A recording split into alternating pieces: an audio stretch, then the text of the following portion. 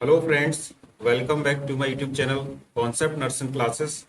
आज की क्लास में RRB nursing superintendent special practice test 109 solve करेंगे। Question one, the proportion of clinical cases resulting in several severe clinical manifestations is known as.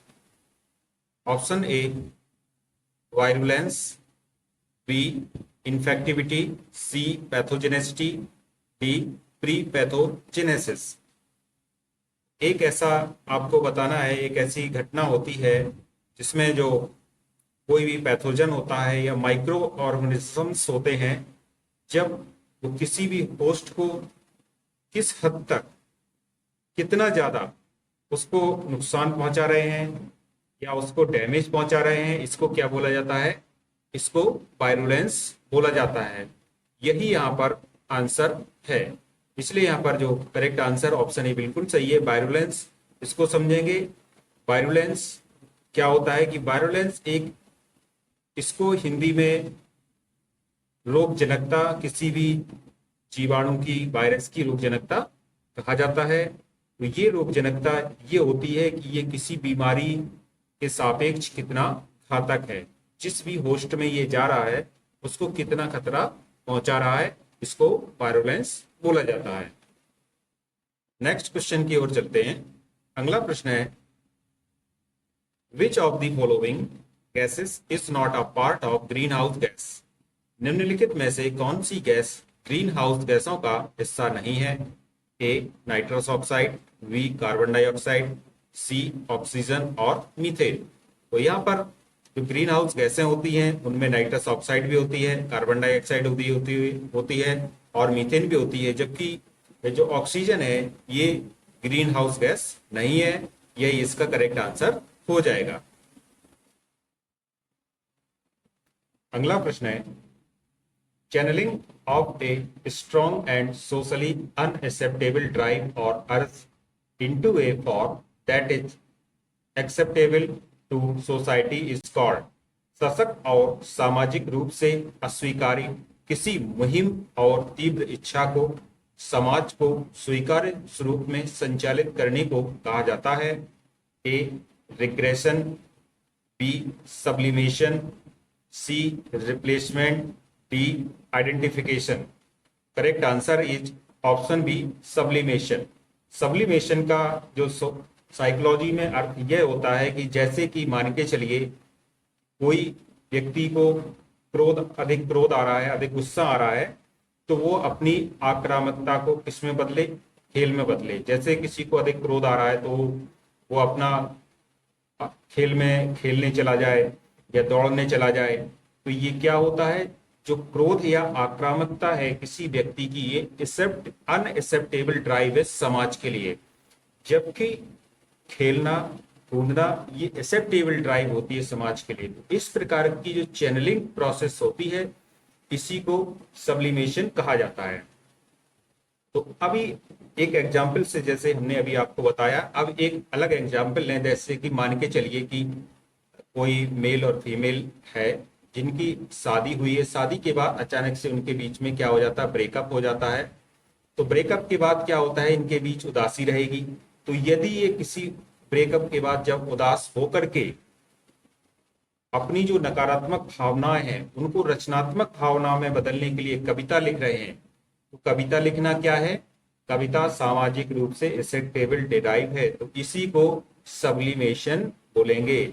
जैसे कि और एक अन्य एग्जाम्पल से समझते हैं। जैसे कि कोई अपने ऑफिस में कार्य कर रहा है और अचानक से उसकी जो मैनेजमेंट से कुछ प्रॉब्लम हो जाती है कुछ काम को लेकर के, तो यदि वह व्यक्ति अचानक से अपने घर पैदल चला जाए तो इसको भी सब्लिमेशन में ही रखेंगे। तो इस प्रकार से ये जो पूरा प्रोसेस होता है सब्लिमेशन का, जो एक पूरा प्रोसेस है, सब्लिमेशन मीन्स होता है एक डिफेंस मैकेनिज्म है जिसमें जो अनएक्सेप्टेबल ड्राइव है सोसाइटी के द्वारा, जो सोशली अनएक्सेप्टेबल ड्राइव है उनको किस में बदलना? एक एक्सेप्टेबल ड्राइव में बदलना, एक अवांछित जो भी आवेग हैं उनको रचनात्मक कार्यों में बदलना, यही सब्लिमेशन कहलाता है। इसलिए यहाँ का करेक्ट आंसर ऑप्शन बी बिल्कुल सही होगा। अब अगले क्वेश्चन की ओर चलेंगे। अगला प्रश्न स्टैटिक जीएस से संबंधित है। Who among the following freedom fighters gave the slogan freedom is my birth right and I shall have it? निम्नलिखित किस स्वतंत्रता सेनानी ने यह प्रसिद्ध नारा दिया था? स्वतंत्रता मेरा जन्मसिद्ध अधिकार है और इसे मैं लेकर रहूंगा। Option A Bhagat Singh, option B Subhash Chandra Bose, option C Bal Gangadhar Tilak, option D Jawaharlal Nehru. तो यहाँ पर जो नारा दिया गया था कि स्वतंत्रता मेरा जन्मसिद्ध अधिकार है और इसे मैं लेकर रहूंगा, ये नारा दिया गया था बाल गंगाधर तिलक के द्वारा। इसलिए यहाँ पर जो करेक्ट आंसर होगा ऑप्शन सी बिल्कुल सही है। नेक्स्ट क्वेश्चन की ओर चलेंगे। Next question, the process of selecting a subset of population for a survey is called a. एक सर्वेक्षण के लिए जनसंख्या का सबसेट चुनने की प्रक्रिया क्या कहलाती है? A sampling, B elements, C random allocation, D triangulation. Correct answer होगा ऑप्शन ए सैंपलिंग। तो एक सर्वेक्षण के लिए जनसंख्या का सबसेट चुनने की प्रक्रिया, देखिए यदि यहाँ पर पॉपुलेशन दी हुई है तो पॉपुलेशन में क्या होता है, बहुत से लोग होते हैं, कई लोग होंगे, एक लोग नहीं होंगे। इस प्रकार से अब इनमें से एक कोई हम लोग क्या कर रहे हैं, सैंपल ले रहे हैं छोटा सा, इसको इन 3 लोगों को उठा ले रहे हैं, तो इसको सबसेट को चुनने की जो प्रक्रिया कहलाएगी ये क्या कहलाएगी? सैंपलिंग कहलाती है। इसीलिए इसका करेक्ट आंसर होगा ऑप्शन ए। नेक्स्ट क्वेश्चन की ओर चलेंगे। अगला प्रश्न देखते हैं। Which is the mode of inheritance of cystic fibrosis? Cystic fibrosis की वंशानुगतता का कौन सा तरीका है? A autosomal dominant, B autosomal recessive, C non Mendelian, D X linked disease. पहले बात करते हैं ये सिस्टिक फाइब्रोसिस ये क्या प्रॉब्लम होती है। तो सिस्टिक फाइब्रोसिस एक ऐसी बीमारी है, एक ऐसा डिसऑर्डर है जिसमें कि हमारे शरीर के जो सीक्रेशंस हैं, जैसे कि म्यूकस है, गैस्ट्रिक एसिड है या सलाइवा है, तो ये जहां से निकलते हैं ये जो सीक्रेशंस, तो वहां से निकलते हुए इनमें क्या आ जाता है, बहुत अधिक गाढ़ापन आ जाता है, बहुत अधिक चिपचिपे हो जाते हैं, जिसके कारण ये जिस ऑर्गन से निकले, जिस अंग से निकले, उस अंग को ब्लॉक कर देते हैं, जिसकी वजह से जो सामान्य कार्य प्रणाली है उसमें डिस्टरबेंस आ जाता है। अब एग्जाम्पल मान के चलते हैं कि जैसे एयरवे है, तो एयरवे ऑक्सीजन का काम होता है, वायु अंदर आई और गई, ये एयरवे के द्वारा, श्वसन नली के द्वारा।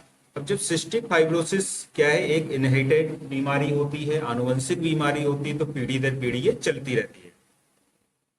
अब इसमें प्रॉब्लम्स क्या आएगी कि सिस्टिक फाइब्रोसिस होने के कारण ये अंदर की तरफ एक प्रकार का ये बलगम या म्यूकस जमा हो जाएगा। जब जमा हो जाएगा तो होगा क्या कि जो आसानी से वायु अंदर आ रही थी, फेफड़ों को मिल रही थी, तो वो फेफड़ों को फिर आसानी से मिल नहीं पाएगी।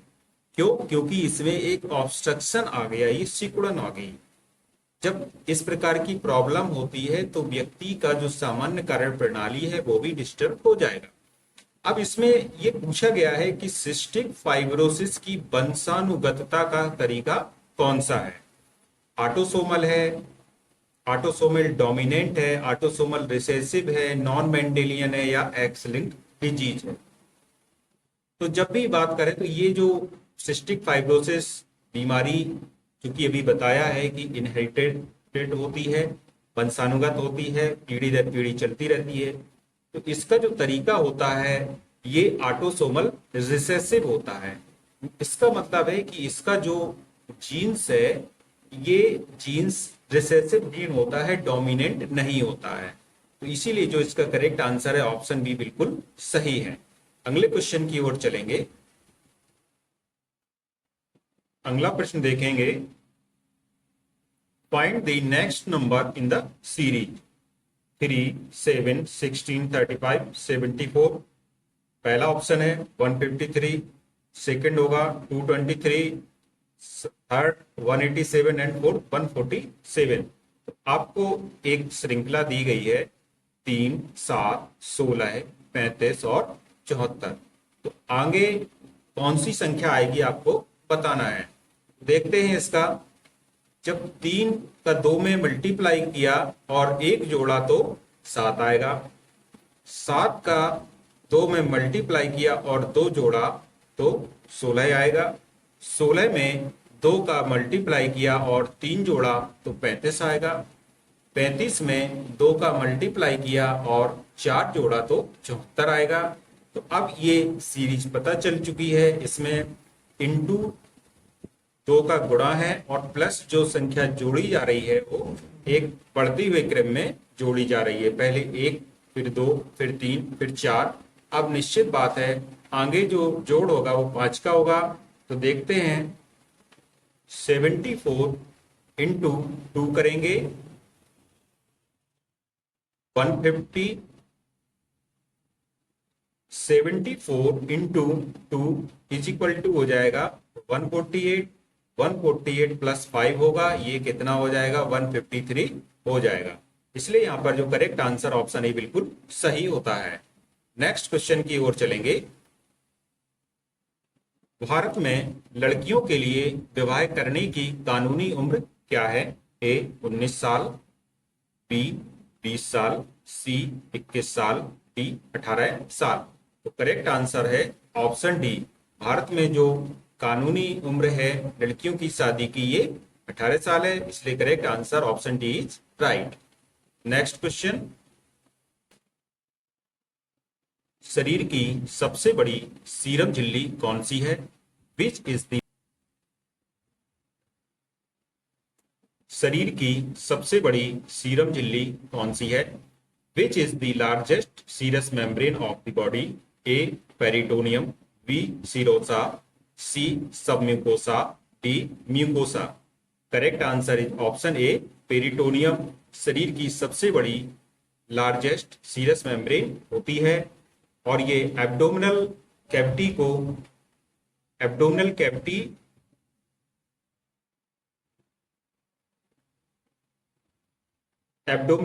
के जो भी ऑर्गन्स होते हैं उनको ये कवर करने का काम करती है। नेक्स्ट क्वेश्चन, अगला प्रश्न है, किसने मनोविश्लेषण की स्थापना की थी? Psycho analysis was founded by A Freud, B Jung, C Adler, D Eysenck.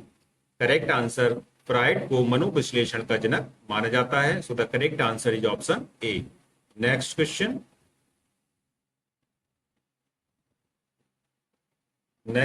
है which procedure is used to eliminate calculi from the urinary tract?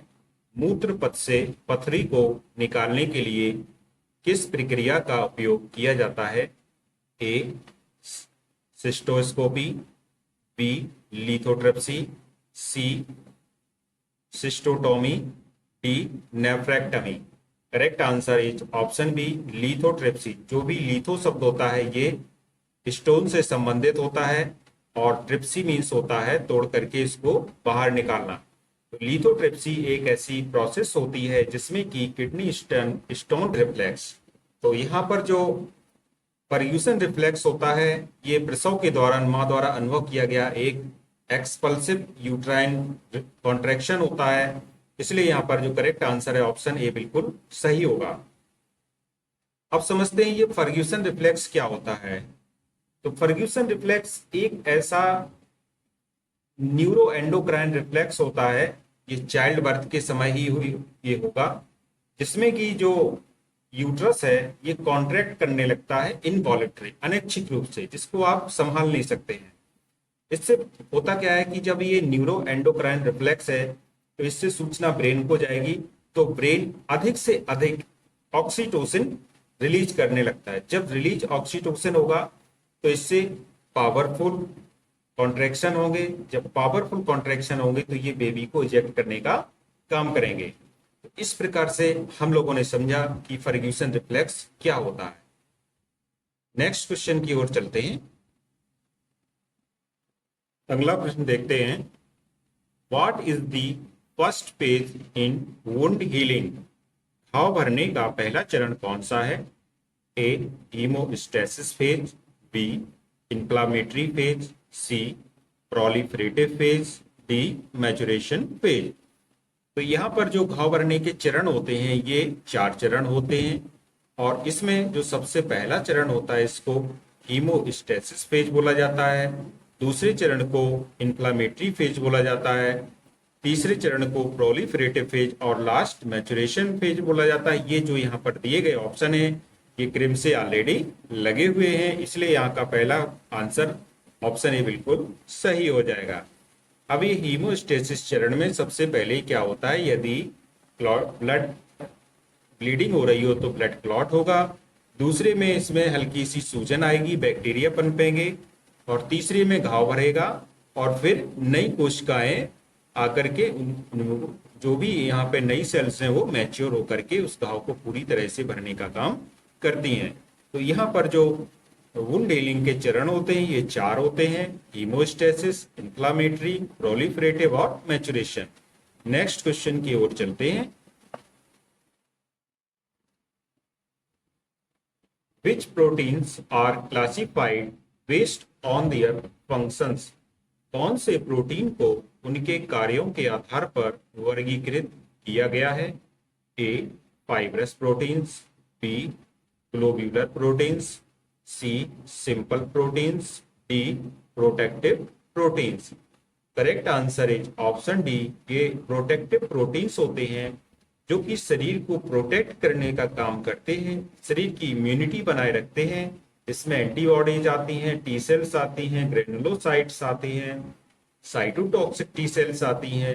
तो इन प्रोटीन्स को उनके कार्यों के आधार पर, फंक्शन के आधार पर वर्गीकृत किया गया है, इसलिए यहाँ का करेक्ट आंसर होगा ऑप्शन डी। अगला प्रश्न है, अगला क्वेश्चन देखते हैं। The congenital absence of parasympathetic ganglionic nerve cells of the colon and rectum is called as? Option A Hirschsprung disease, B hypertrophic pyloric stenosis, C Meckel's diverticulum, D intussusception। Correct answer होगा option ए हर्शस्प्रंग disease. अब ये हर्शस्प्रंग disease का मतलब होता है कि एक ऐसी कंडीशन होती है लार्ज इंटेस्टाइन या कोलन की जिसमें कि स्टूल पास करने में प्रॉब्लम आती है। अब जब स्टूल पास करने में प्रॉब्लम आ रही है तो क्या ऐसी प्रॉब्लम्स है कि ये बड़ी आंत में ये किस प्रॉब्लम के कारण ऐसा होता है? तो ये होता है कि एक नर्व मिसिंग के कारण ऐसा होता है जो कि बेबीज के कोलन में पाई जाती है, उसको यहाँ पर पैरासिम्पैथेटिक गैंग्लियोनिक नर्व कहते हैं। इसलिए इसका करेक्ट आंसर ऑप्शन ए होगा। फिर से एक बार देखते हैं। हर्शस्प्रंग्स डिजीज एक ऐसी बीमारी है जिसमें स्टूल पास करने में प्रॉब्लम आती है और यह बर्थ के टाइम पर ही पता चल जाता है। इसमें प्रॉब्लम ये होती है कि जो कोलन है उसमें पैरासिम्पैथेटिक गैंग्लियोनिक नर्व की अनुपस्थिति होने के कारण ये प्रॉब्लम देखी जाती है। अगला क्वेश्चन देखते हैं। The Sharda act was passed in. Sharda act किस वर्ष पारित किया गया था? 1928, 1930, 1931, 1929। यहाँ पर समझते हैं कि ये शारदा एक्ट होता है, ये एक कानून था जो 1929 में बाल विवाह की रोकथाम के लिए भारत सरकार द्वारा पारित किया गया था। तो इसमें हुआ गया था कि 1929 में जब ये पारित किया गया था तो इसमें जो लड़कियों की न्यूनतम विवाह की आयु थी ये 14 वर्ष रखी गई थी और लड़कों की विवाह की आयु 18 वर्ष निर्धारित की गई थी 1929 में। अब इसमें समय के साथ संशोधन हुआ है। तो समय के साथ क्या संशोधन हुआ है इसमें कि 1978 में लड़कियों के लिए जो आयु सीमा है ये 18 वर्ष कर दी गई और लड़कों के लिए 21 वर्ष कर दी गई। ये 1978 में संशोधन हो चुका था। तो इस प्रकार से हम लोगों ने देखा कि शारदा एक्ट बाल विवाह से संबंधित एक्ट था कि बाल विवाह न हो पाए, क्योंकि उस समय बाल विवाह की कुप्रथा पूरे देश में बहुत अधिक फैली हुई थी। तो उसको देखते हुए सरकार ने ये एक्ट पारित किया था, जिसमें संशोधन हुआ था 1978 में। और वर्तमान में जो एज है वो यही है। लड़कियों की शादी की उम्र 18 वर्ष इस समय निर्धारित की गई है। करेक्ट आंसर होगा इसलिए ऑप्शन डी। अगला प्रश्न है, what is the SI unit of force? बल की एसआई इकाई क्या है? डेसिबल, न्यूटन, हर्ट्ज या डायोप्टर? तो यहाँ पर जो बल की इकाई होती है ये न्यूटन होती है, इसलिए इसका करेक्ट आंसर ऑप्शन बी होगा। डेसिबल ये ध्वनि की होती है, ध्वनि की तीव्रता की इकाई डेसिबल होती है। हर्ट्ज आवृत्ति की इकाई होती है। और ये जो डायोप्टर दिया गया है ये लेंस की क्षमता मापी जाती है। तो इस प्रकार से यहाँ पर जो करेक्ट आंसर होगा ऑप्शन बी बिल्कुल सही है कि बल की ऐसा इकाई न्यूटन होती है। नेक्स्ट क्वेश्चन की ओर चलेंगे। Who were the early pioneers of immunization? टीकाकरण के शुरुआती अग्रदूत कौन थे? A Chinese, B Egyptians, C Greeks, D Mesopotamians? Correct answer होगा ऑप्शन ए चाइनीज। ये इम्यूनाइजेशन के अग्रदूत माने जाते हैं। Next question, which one of the following key points is not philosophies of administration? निम्नलिखित में से कौन से मुख्य बिंदु प्रबंधन सिद्धांतों में शामिल नहीं है? A effective communication, B delegation of responsibility, C cost effectiveness, D rewards and challenges? Correct answer is option D rewards and challenges. ये एडमिनिस्ट्रेशन में शामिल नहीं होते हैं। शेष ये जो ऑप्शन दिए हैं ये एडमिनिस्ट्रेशन का एक पार्ट होते हैं। जैसे कि इफेक्टिव कम्युनिकेशन एडमिनिस्ट्रेशन का बहुत इंपॉर्टेंट पॉइंट होता है। डेलीगेशन ऑफ रिस्पॉन्सिबिलिटी, सबको एक जिम्मेदारी देना, ये भी एडमिनिस्ट्रेशन का एक पार्ट होता है। कॉस्ट इफेक्टिवनेस ये भी एडमिनिस्ट्रेशन का पार्ट होता है। जबकि जो रिवार्ड्स एंड चैलेंजेस होते हैं ये एडमिनिस्ट्रेशन का पार्ट बिल्कुल नहीं होते हैं। इसलिए इसका करेक्ट आंसर ऑप्शन डी बिल्कुल सही होगा। नेक्स्ट क्वेश्चन इज, वह प्लाज्मा प्रोटीन जो प्रोटीन का लगभग 40 से 60% हिस्सा है? ए ग्लोब्यूलिन, बी फाइब्रिनोजन, सी फाइब्रिन, डी एल्ब्यूमिन? तो यहाँ पर जो प्लाज्मा प्रोटीन है उसका जो चीफ कंपोनेंट होता है, तो प्लाज्मा प्रोटीन का जो चीफ कंपोनेंट होता है ये क्या होता है? एल्ब्यूमिन होता है। और ये जो एल्ब्यूमिन होता है ये कहाँ बनेगा? एल्ब्यूमिन लीवर में प्रोड्यूस होता है, लीवर में इसका प्रोडक्शन होता है और ब्लड में ये मौजूद रहता है। अब एल्ब्यूमिन के बारे में और भी हम लोग अन्य पॉइंट यदि देखें तो एल्ब्यूमिन का काम होता है जो शरीर में तरल पदार्थों का संतुलन है, फ्लूइड बैलेंस है, उसको बनाए रखना। और जो भी उसमें कैटायन है, पानी है, फैटी एसिड्स हैं, इनको क्या करता है एल्ब्यूमिन? इनको क्या करता है? कंबाइन करके रखता है। इनको एक प्रकार से अपने में बाइंड करके रखता है, जिस प्रकार से इनकी कमी शरीर में नहीं हो पाती है। तो इस प्रकार से जो चीफ कंपोनेंट होता है प्लाज्मा प्रोटीन का ये एल्ब्यूमिन होता है। और एल्ब्यूमिन का प्रोडक्शन लीवर में होता है और प्लाज्मा कंटेंट का मुख्य पार्ट होता है। और इसका जो फंक्शन होता है फ्लूइड बैलेंस मेन इसका फंक्शन है। नेक्स्ट क्वेश्चन की ओर चलेंगे।